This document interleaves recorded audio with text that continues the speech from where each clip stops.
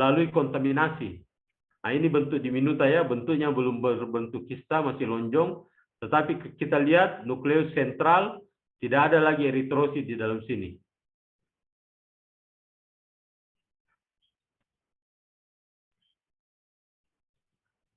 Kemudian bentuk kista, nah ini bentuk kista, nanti harus kita bedakan dengan entamuba coli. Bentuk kista itu biasanya membulat seperti ini. Dan untuk entamuba histolytica maksimal 4 intinya. Biasanya yang didapat 1 atau 2. Kalaupun ada, biasanya maksimal 4. Kemudian kalau dia membentuk kista, ada benda-benda hitam seperti cerutu, yang disebut benda lison. Ya. Itu bisa kita lihat nanti di kista.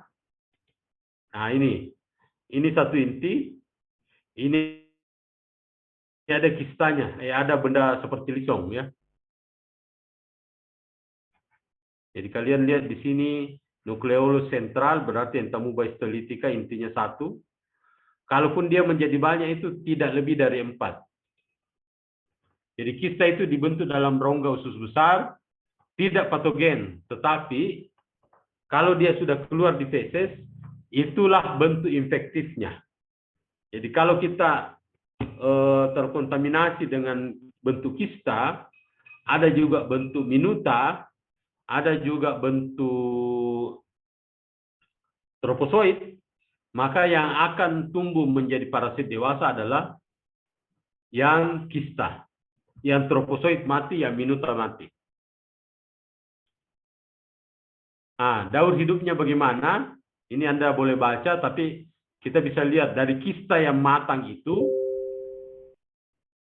kalau dia sudah masuk ke dalam saluran cerna, dia menjadi metakista yang akan membuat tropozoid. Tropozoid inilah yang nanti makan di dalam usus. Kemudian, kalau dia tidak makan, dia akan tidak aktif, namanya bentuk minuta. Dia bisa aktif kembali menjadi bentuk tropozoid, atau dia terus menjadi bentuk kista. Kista ini yang muda ini, nanti itu yang dikeluarkan dari feses. Nanti dia matang di tanah, kemudian termakan oleh anak-anak misalnya, baru dia menjadi metakista lagi di dalam usus. Jadi seperti ini ya. Nah, ini parasitnya di usus. Kalau buang air, keluarlah kistanya.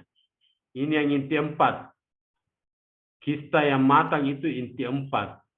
Inilah nanti yang mengkontaminasi tangan, dan kalau dimakan akan masuk kembali ke usus. Ini disebut jalur feko-oral. Ini disebut jalur feko-oral. Jadi biasanya dia di usus besar tinggalnya. Nah, parasit ini selain jalur feko-oral ini, kadang-kadang parasitnya karena dia invasif, dia makan sel, maka dia bisa menembus dinding usus. Dia bisa ke otak, bisa ke paru-paru, bisa ke hati. Dan bisa menyebabkan ulkus. Ulkus yang menggaun di bawah selaput. Dan menyebabkan abses di hati atau paru-paru. Ya. Kalau ini bentuk tropozoid, kalau kita makan, dia akan mati. Tetapi kalau kista yang kita makan, dia akan hidup. Jadi misalnya ini bentuk tropozoid, bentuk histolytica, tidak infektif. Kalau dia keluar dengan tinja, biar kita terkontaminasi bentuk histolytikanya, dia tidak akan hidup di usus. Nanti kalau kistanya yang termakan, baru dia hidup di usus. Nah, bagaimana gejala-gejala kalau kita kena amoebiasis? Nah, jadi biasanya ada gangguan di usus besar, berupa ulkus yang menggaung, jadi ada kecil di atasnya, di bawahnya agak lebar. Kemudian dia bisa membentuk abses di hati, di paru-paru, dan di otak. Biasanya kita sebut amoebiasis intestinal kalau di usus. Tapi kalau di hati, biasanya kita sebut amoebiasis hati atau amoebiasis paru atau amoebiasis otak. Ya. Ada yang biasanya akut. Akut itu gejalanya khas, disentri, berak darah, atau yang menahun, yang namanya tenesmus, sakit kalau buang air, kemudian konstipasi juga bisa. Ya. Jadi yang menahun itu dia datang timbul, kemudian tidak terlalu berat, tetapi selalu ada. Sementara yang amoebiasis akut biasanya disertai dengan darah. Ya itu sindrom disentri ya, kalau amoebiasis akut. Kalau yang menahun, gejala tidak jelas, rasa tidak enak, diare ataupun konstipasi. Nah, kalau abses ya terbentuk nanah di hati atau di paru atau di otak. Diagnosisnya bagaimana? Yang menemukan parasit di tinja. Bagaimana kalau tidak di tinjanya tapi di paru-paru atau di otak? Ya secara serologis kita bisa lihat, secara radiologis juga kita bisa lihat.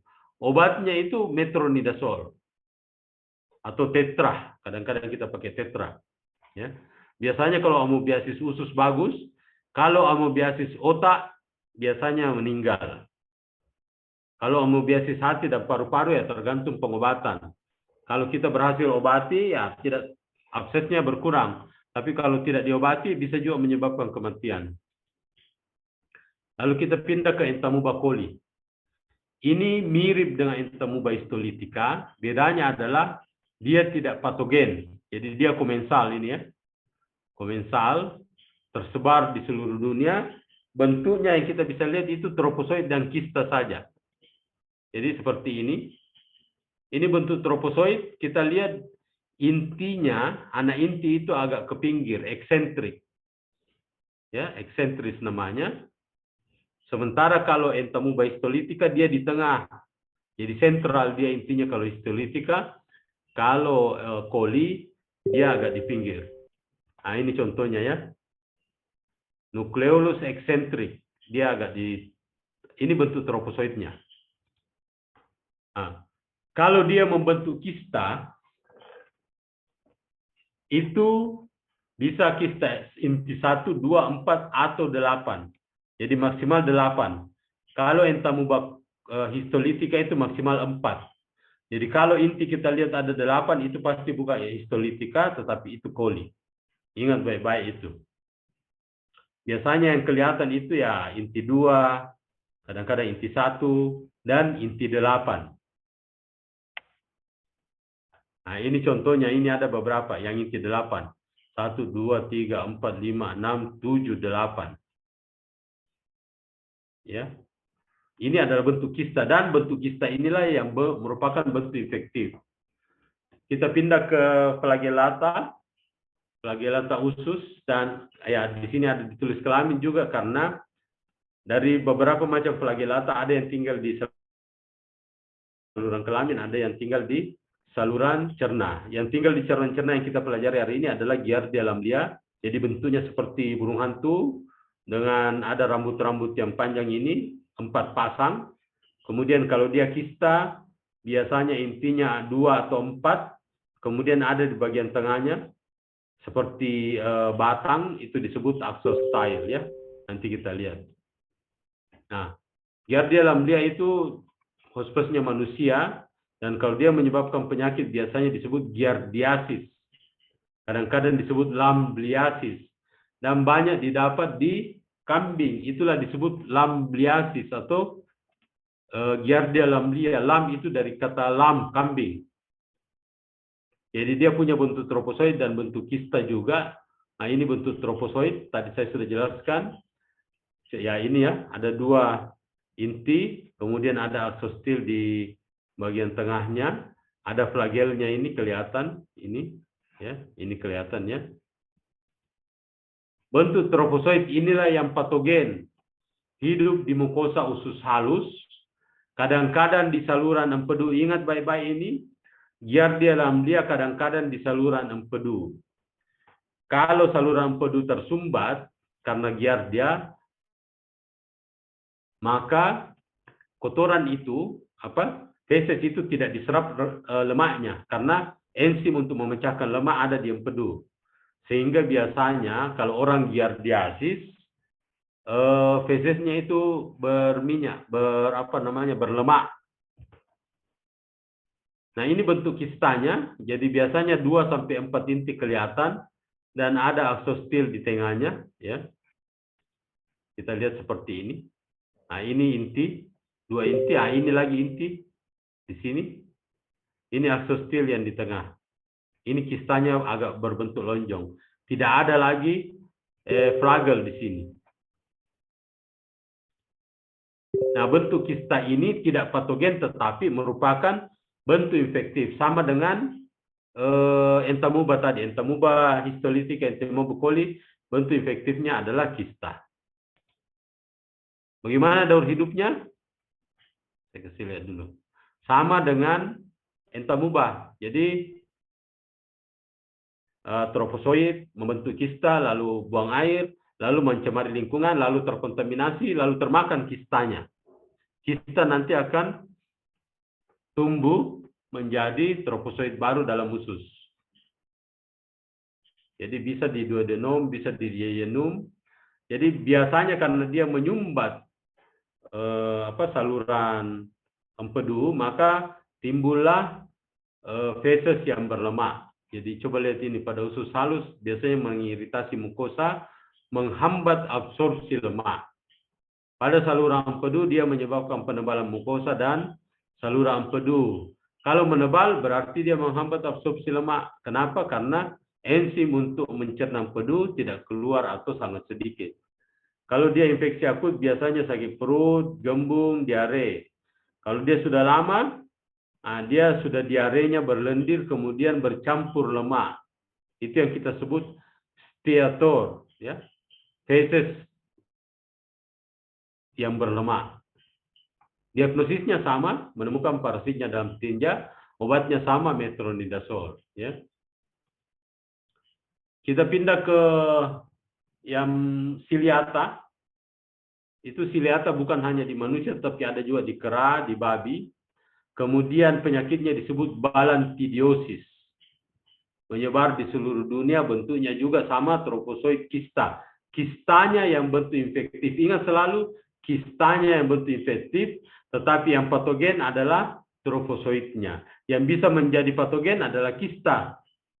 Kalau dia sudah menjadi trofozoid, kalau kista menjadi trofozoid, maka trofozoidnya yang patogen, tapi kistanya tidak patogen. Trofozoidnya tidak infektif, tapi patogen. Nah, ini Balantidium coli, jadi ada bentuk trofozoidnya ini bentuk kistanya. Ini adalah parasit yang besarnya melebihi 30 mikrometer, jadi di sini 50 sampai 100. Dan ciri khasnya adalah dia mempunyai silia, ada mulutnya atau sitostom, ya. Kemudian ada intinya 2, makro dan mikronukleus. Kadang-kadang ada vakuol di sini. Kalau dia membentuk kista, hilang ini silia. Tidak ada lagi silia. Bentuknya lebih bulat, kemudian kelihatan di situ makronukleus yang lebih jelas. Nah, ini kalau bentuk trofozoid seperti ini masih ada rambut getar, kelihatan ada makro dan mikronukleus. Tetap ya ini ya. Nah, ini mulut, ini yang disebut sitostom. Dari sini dia menghisap makanan. Ini yang kelihatan di atas ini adalah rambut getarnya atau silia. Ini intinya yang di bawah, ini. Ini, ya. Makro mikronukleus. Ini yang vakuola kontraktil untuk bergerak. Bentuk trofozoid patogen. Selalu begitu, bentuk trofozoid patogen, tapi bentuk kista infektif. Ya. Nah, ini bentuk kistanya. Biasanya yang kelihatan cuma 1 makronukleus saja. Nah, seperti ini ya. Makronukleus saja yang kelihatan. Bentuk kista tidak patogen tetapi merupakan bentuk infektif. Ingat baik-baik itu. Jadi kalau protozoa, bentuk patogennya adalah kista. Bentuk infektifnya adalah kista. Tapi bentuk patogennya yang merusak jaringan adalah trofozoid. Daur hidup itu sama, ya.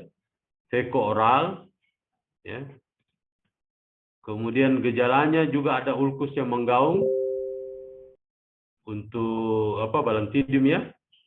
Kemudian sindroma juga hampir sama, disentri. Kalau dia menahun juga hampir sama, diare dan konstipasi. Obatnya sama, metronidazole. Jadi, kalau kalian belajar parasit, belajarlah secara keseluruhan. Satu kali bisa ditahu, oh, obat metronidazole, bentuk infektif kista, bentuk patogen, tropozoid. Nah, tinggal apa jenis-jenisnya. Kemudian yang terakhir, itu adalah sporozoa. Nah, sporozoa yang hidup di usus itu yang disebut Isospora belli, biasanya dikontaminasi dari kotoran burung. Ini menyebar juga secara kosmopolit ya, seluruh dunia. Kemudian biasanya yang didapat itu cuma kistanya di usus itu, di feses. Kistanya itu terdiri dari 2 sporokista, ini sporokista ini 2, kistanya agak lonjong. Kemudian di dalamnya ada 4 sporozoid. Jadi 2 baru 4. Ya. Jadi ada sporokista 2 baru 4. Sebentar kita lihat. Nah, ini contohnya. Ini kistanya, ini ada 2, 1, ini 2, di dalamnya ini ada 4. Ini ada 4 seperti panjang-panjang seperti spora. Jadi 2 sporokista masing-masing dengan 4 spora atau 4 sporozoid. Ya. Ini yang kita sebut Isospora belli. Oke. Itu untuk protozoa. Sebelum saya pindah ke Helmin, ada yang mau bertanya tentang protozoa?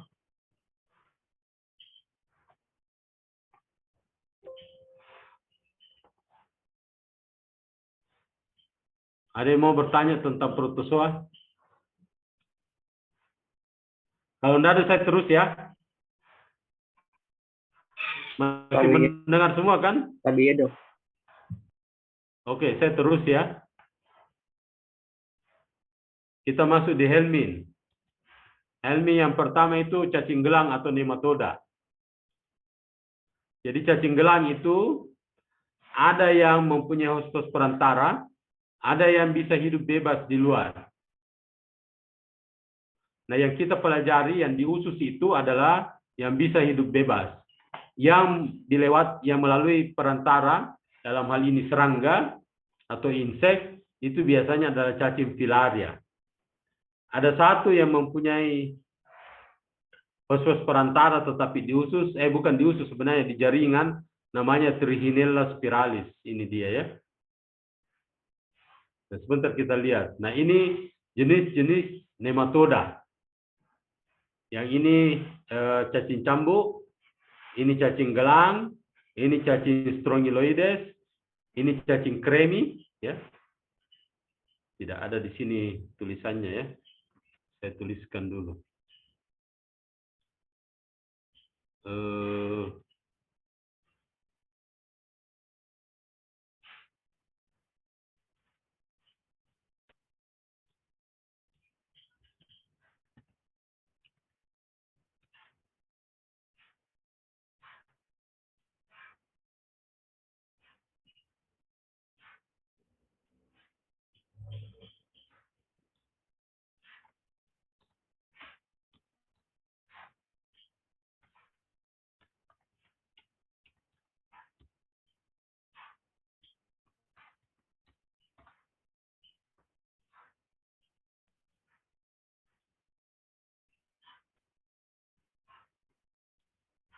Oke. Jadi ini 5 cacing gelang. Cacing cambuk, cacing gelang yang asli yang besar, cacing kremi, cacing strongyloides, dan cacing tambang. Masing-masing akan kita lihat satu persatu. Ya.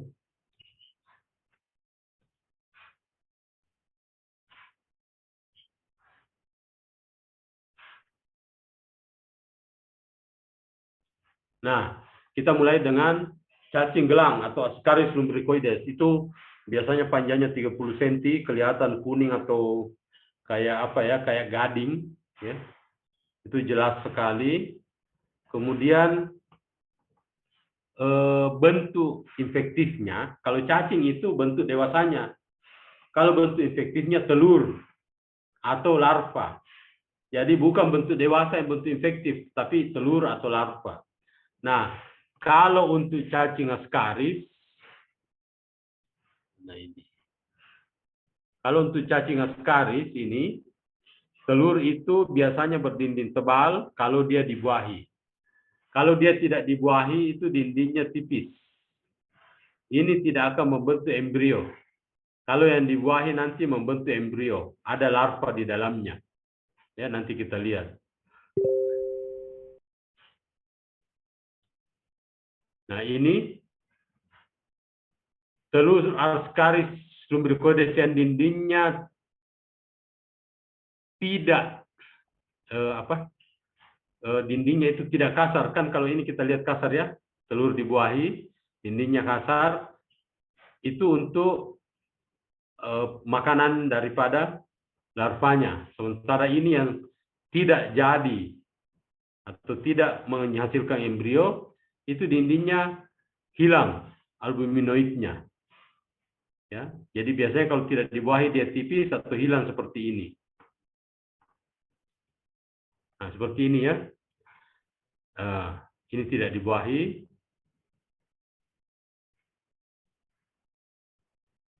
Ini yang dibuahi. Ini infertil ya. Jadi kalau dia tipis begini tidak dibuahi, ini yang infertil tidak jadi. Bagaimana daur hidupnya? Nah, ingat baik-baik,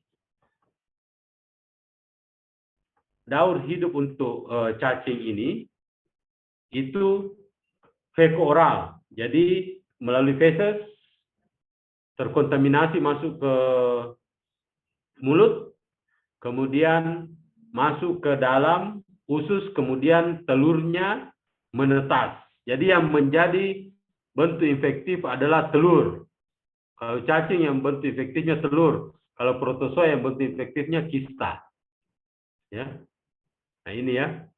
Jadi feses matang di dalam di tanah, kemudian dia mengkontaminasi, masuklah dia ke usus membentuk cacing. Ya. Nah, kadang-kadang ada yang larvanya menembus pembuluh darah dan masuk ke paru-paru sehingga ada yang muntah cacing.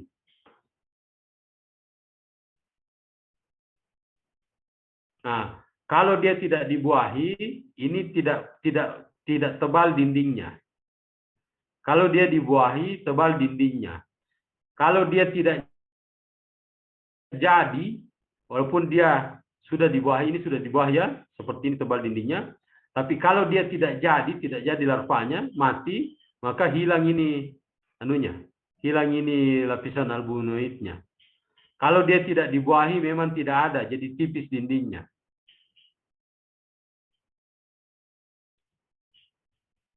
Nah, itu tadi daur hidupnya kita sudah sempat sampaikan ya. Kita pindah ke cacing cambuk. Ini cacing cambuk, Anda lihat baik-baik ya. Seperti cambuk memang panjangnya 3 sampai 4 cm. Nah, yang tebal ini adalah bagian belakang. Ini untuk membedakan jantan betina, ambil lihat ini bagian belakangnya. Kalau dia menggulung itu jantan, kalau dia tidak menggulung itu betina. Bayangkan mereka bisa bertelur 3.000 sampai 10.000 butir per hari. Ya. Jadi kalau ini paling banyak didapat ini telur trihuris. Kalau di pantai atau di pulau-pulau itu anak-anak terinfeksi telur ini karena dia sehari bisa 10.000. Bagaimana kalau dia tinggal bertahun-tahun dalam tubuh? Nah, ciri telurnya itu khas, ada tonjolan bening di dua sisi. Ini ya, ada dua knobnya. Coba lihat baik-baik, ini ada dua knobnya. Ini. Kemudian ini yang jantan menggulung, ini yang betina yang tidak menggulung ya. Bagaimana daur hidupnya? Ya sama juga. Feko-oral. Keluar telur. Kalau dia sudah matang baru masuk terkontaminasi, inilah yang jadi cacing ke dalam. Namanya feko-oral. Kemudian kita pindah ke cacing tambang. Cacing tambang itu ada dua jenis. Ada yang Necator americanus, ada yang Ankylostoma duodenale. Kalau Necator americanus itu cirinya ini dilihat di mikroskop kepalanya. Ini giginya itu tidak tajam-tajam tapi berbentuk pisau yang bukan runcing ya. Jadi dia kayak bilah yang tajam di sini untuk memotong. Kalau untuk Ankylostoma itu dia berbentuk seperti gigi. Nah, kalau jantan ujungnya ini, ujung ekornya itu melengkung. Kalau betina coba lihat ini tidak melengkung ini. Ini lihat ini tidak melengkung. Kalau jantan itu melengkung. Ya. Nah, telurnya itu khas, berbentuk seperti busa dalam selaput. Ini, ya, seperti ada busa-busa di dalam selaput.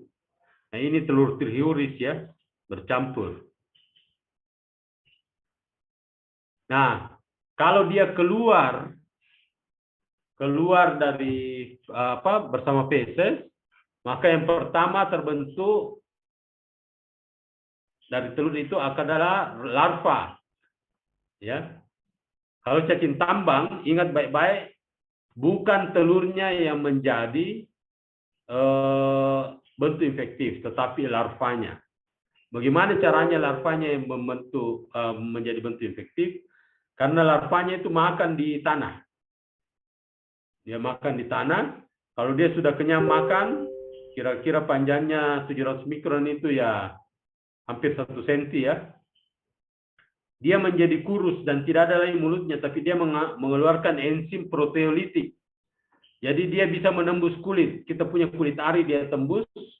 Itulah makanya disebut cacing tambang, karena dulu banyak di daerah pertambangan di mana orang bekerja itu tidak pakai alas kaki. Jadi disusupi oleh larva filariform.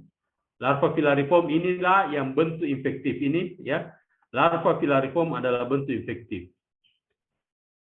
Bagaimana daur hidupnya? Hampir sama ya. Feko oral. Cuma di sini bukan telurnya yang mengkontaminasi. Bukan feko oral dimakan, tetapi melalui feses dia menembus kulit.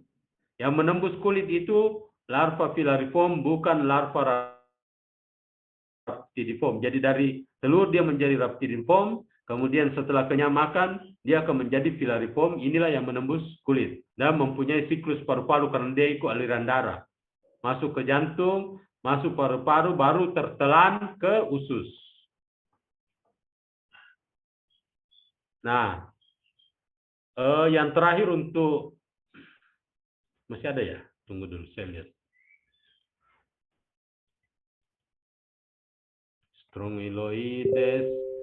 Ini yang agak banyak siklus hidupnya. Ya. Strongyloides itu cacing benang. Sebenarnya kecil, kira-kira 2 mm. Kemudian kalau dia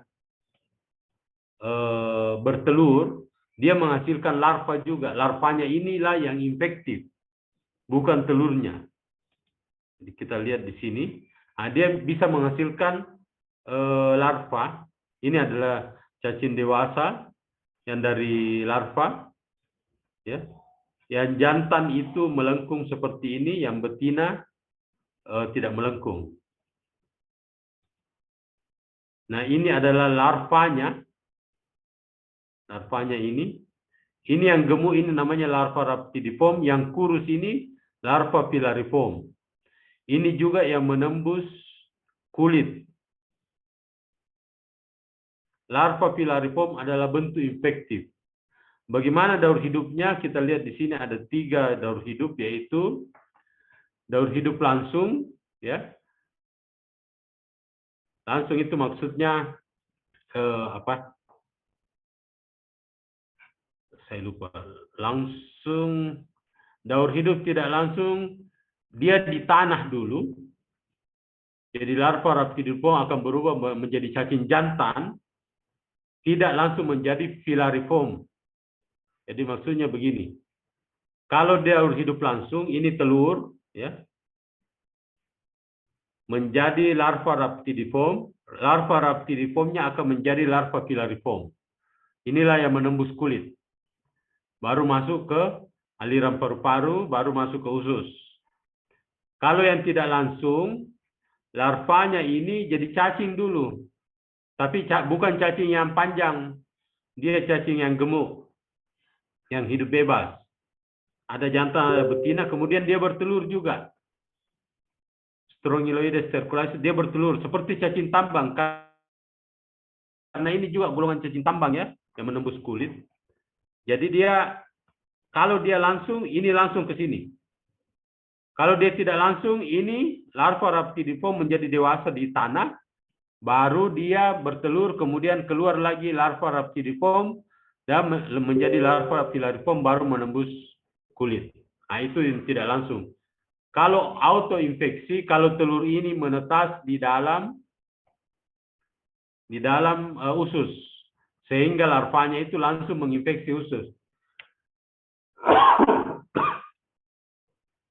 Jadi larva itu akan menginfeksi dinding usus, kemudian masuk di siklus paru-paru, lalu menjadi dewasa setelah tertelan. Yang terakhir untuk cacing gelang adalah cacing kremi. Cacing kremi juga kecil ya, 2-5 mili, yang betina agak panjang sedikit. Yang jantan menggulung seperti ini, yang betina tidak. Jadi ingat selalu, kalau dia menggulung, jantan. Kalau dia tidak menggulung, betina. Telurnya itu seperti biji kopi. Ya, bentuk asimetris, seperti biji kopi. Sebenarnya ini adalah larva. Nah ini ya, seperti biji kopi ya. Anda lihat telurnya. Daur hidupnya bagaimana? Nah, daur hidupnya bisa telur di sini menetas dan langsung menginfeksi di anus. Jadi karena dia itu senangnya di anus. Jadi kalau ada bayi yang atau anak-anak balita yang selalu menggaruk pantatnya kalau malam, biasanya itu ada cacing kremi. Nah, kalau dia menggaruk pantatnya ada dua kemungkinan terjadi. Yang pertama, telurnya masuk ke kuku ini, kemudian dia isap jarinya, maka dia terinfeksi. Yang kedua, cacingnya itu menetas, jadi telurnya menetas di daerah pantat sini, kemudian dia menjadi larva dan dia menginfeksi masuk langsung dari anus ke dalam usus. Jadi namanya retroinfeksi. Kalau ini feko-oral, tetapi autoinfeksi. Bisa juga telurnya itu ikut debu-debu. Debu-debu berterbangan dan terhirup atau tertelan. Nah itu cacing kremi bisa terjadi seperti itu. Ya, cacing kremi itu tadi saya sudah kasih lihat telurnya seperti biji kopi. Dan yang terakhir untuk cacing gelang adalah Trichinella spiralis. Ini membutuhkan hospes perantara. Jadi ada manusia, babi, tikus, anjing, kucing, beruang. Ini harusnya di usus. Tetapi kalau dari usus, dia itu masuknya ke otot. Jadi dia masuknya ke otot. Mana di sini gambarnya ya? Nah, seperti ini, dia masuk ke otot. Jadi sebenarnya tidak terlalu cocok dimasukkan di cacing usus atau parasit usus karena lebih banyak di otot walaupun berkembangnya di usus. Nah, itu untuk cacing gelang. Untuk cacing daun, di sini ada saya pilihkan ada 3, ya. Kalau kita lihat cacing daun, ada Phaseolopsis buski yang di usus. Kalau kita lihat ini, ya, dia mempunyai alat isap di depan dan alat isap di belakang sini. Jadi anterior, alat isap anterior dan alat isap posterior. Dia berbentuk daun. Tinggalnya di usus. Hospes, jadi untuk semua trematoda atau cacing daun itu, hospes perantaranya yang pertama selalu keong air tawar. Ya, ini selalu hospes perantara pertamanya keong air tawar. Kalau dia bertelur, telurnya keluar ke dalam air, dan dia akan berubah menjadi embrio. Embrionya itu yang menembus kulit keong yang lunak itu masuk di situ dan berkembang. Nah, nanti dia akan menjadi serkaria namanya. Nah, ini ya, ini telurnya. Kemudian dia menjadi embrio, namanya miracidium. Kemudian dia masuk di keong. Di dalam keong dia berubah menjadi serkaria, dan serkarianya itu akan keluar dan berenang.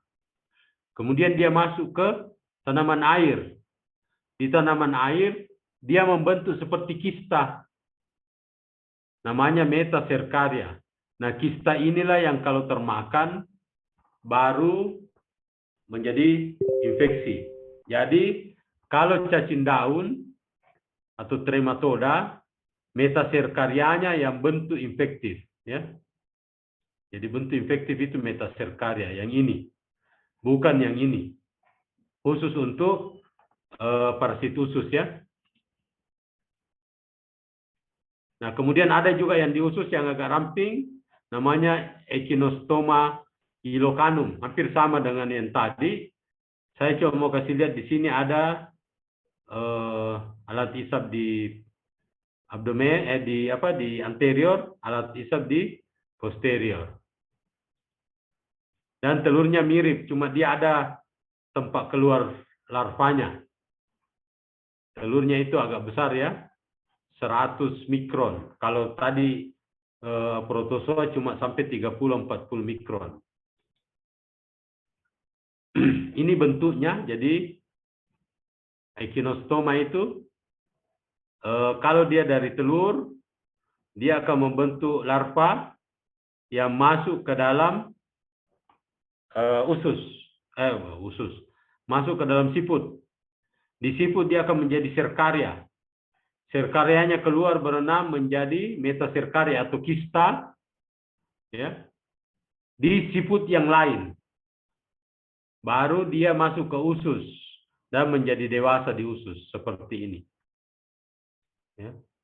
Dan yang terakhir, ini adalah cacing daun yang tinggalnya di hati, namanya Fasciola hepatica. Ini Fasciola hepatica. Banyak pada biri-biri, sapi, kambing, kuda. Tapi biasanya tidak terlalu jelas pada manusia karena cuma ya 8 sampai 13 cm itu kan tidak terlalu. Kira-kira 2-3 cm panjangnya. Kecuali dia banyak, dia akan mengganggu. Host perantara pertamanya juga selalu keong. Keong air tawar, ya. Kemudian nanti setelah dia membentuk serkaria, baru dia pindah ke tanaman air. Telurnya sama berbentuk lonjong, tidak ada bagian-bagian seperti kenop. Sama bentuk daur hidupnya juga sama. Jadi dari telur membentuk larva, masuk ke host perantara pertama, membentuk serkaria, masuk ke tanaman air, membentuk kista metaserkaria, baru dimakan oleh manusia, baru jadi cacing. Nah, golongan cacing yang terakhir, Cestoda atau cacing pita. Ada 3 yang saya tunjukkan di sini yang paling terkenal. Ya, yang pertama itu cacing pita pada sapi, namanya Taenia saginata. Ini dia, panjangnya bisa sampai 12 meter. Ada 4 alat isap di kepalanya. Jadi ini tidak punya saluran cerna.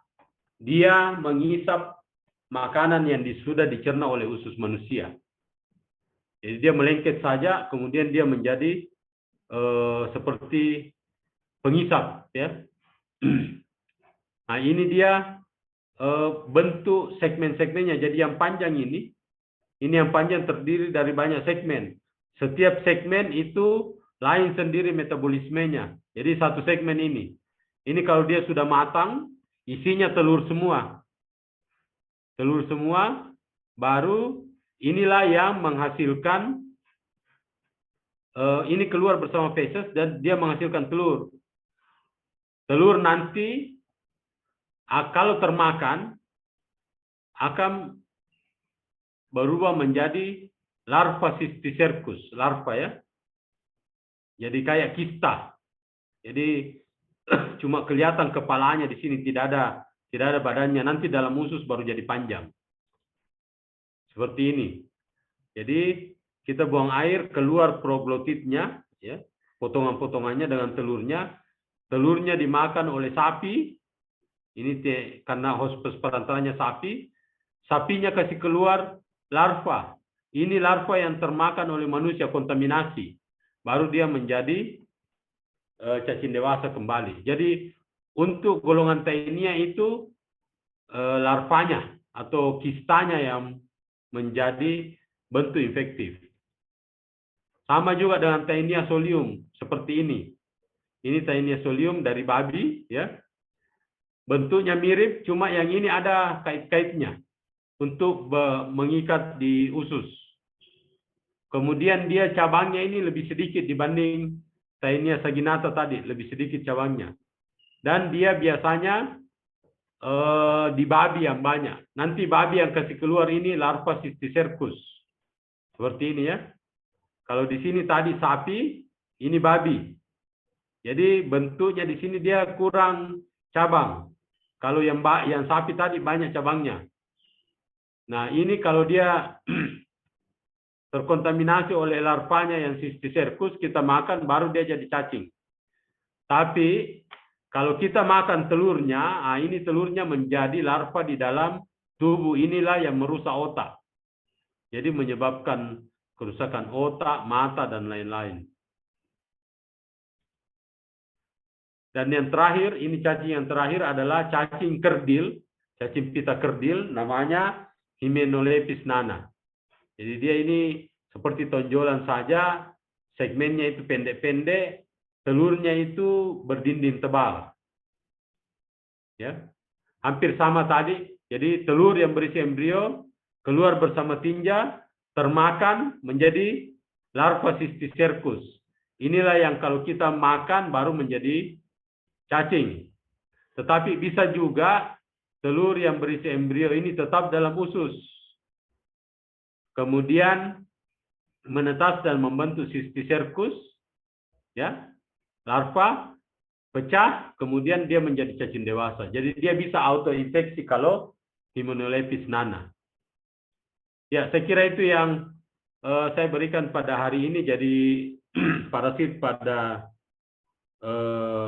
sistem saluran cerna itu ada protozoa, ya, ada cacing gelang, ada cacing daun, dan ada cacing pita. Ada pertanyaan? Nanti bahannya saya bagi. Ada pertanyaan? Kalau tidak ada, saya stop share ya, baru saya bagi bahannya ke koordinator sistem. Oke ya. Assalamualaikum warahmatullahi wabarakatuh. Waalaikumsalam warahmatullahi wabarakatuh. Tapi dok, terima kasih banyak dok.